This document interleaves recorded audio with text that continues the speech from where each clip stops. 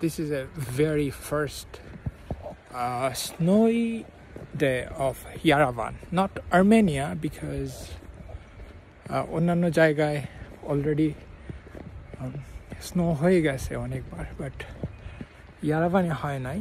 আজকে সারাদিন যাবৎ পড়তেছে স্নো। বাট এটা খুবই অদ্ভুত যে হোল ইউরোপে আপনার ডিসেম্বর এবং জানুয়ারিতে স্নোফল হয়, বাট এখানে একটু ডিফারেন্ট। ওই সময় হয় বাট জানুয়ারিতে হয়, ডিসেম্বর খুব একটা হয় না, আবার ফেব্রুয়ারিতে কোনো ঠিক নাই আসলে এখানে। বাট আজকে অনেকদিন পর আবার স্নো হইতেছে।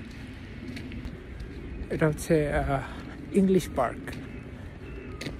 এটা 2800 বছর পূর্তি উপলক্ষে এই পার্কটা বানানো।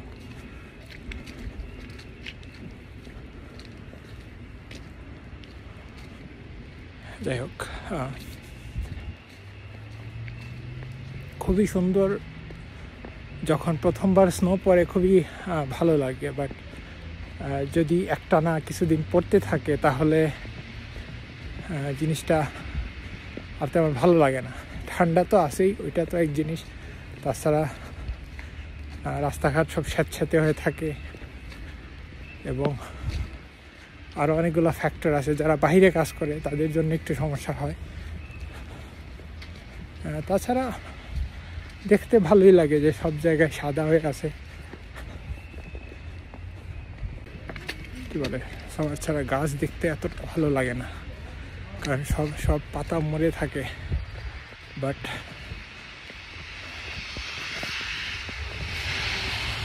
স্নো পড়লে ভালোই লাগে।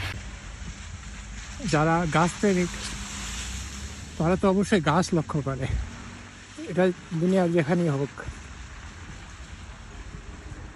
আমিও গাছ পছন্দ করি। সামনে একটা ফলের দোকান আছে, ওটাতে বিভিন্ন ধরনের ছোট ছোট ক্যাকটাস টাইপের গাছও পাওয়া যায় মাঝে মধ্যে, বাট আমার মনে হয় ওদের সাপ্লাই খুবই কম, খুব বেশি আসে না, বাট ফুল পাওয়া যায়। এগুলো এখানেরই লিলিগুলা।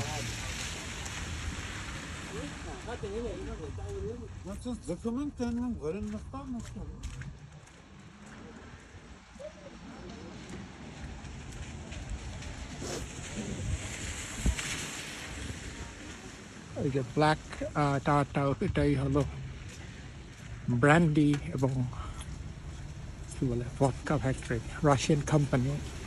এখানে বেশিরভাগ বড় যে কোম্পানিগুলো হয় বেশিরভাগই হলো রাশিয়ান। তো এটা যেহেতু আগে রাশিয়া ছিল, এটা বড় কোনো সারপ্রাইজ না। বাট পলিটিক্যালি ওরা চাইতেছে যে রাশিয়ান কোনো লিডার বা রাশিয়ান কোনো কিছু যেন না থাকে, যেন ওরা আর্মেনিয়া যেন one of the use country হইতে পারে, ইউর দেশ হইতে পারে। ওই জন্য ওরা অনেক ট্রাই করে যাইতেছে। আসলে যে ফলগুলো এখানে বেশিরভাগ ফল খুব কম দামে পাওয়া যায়।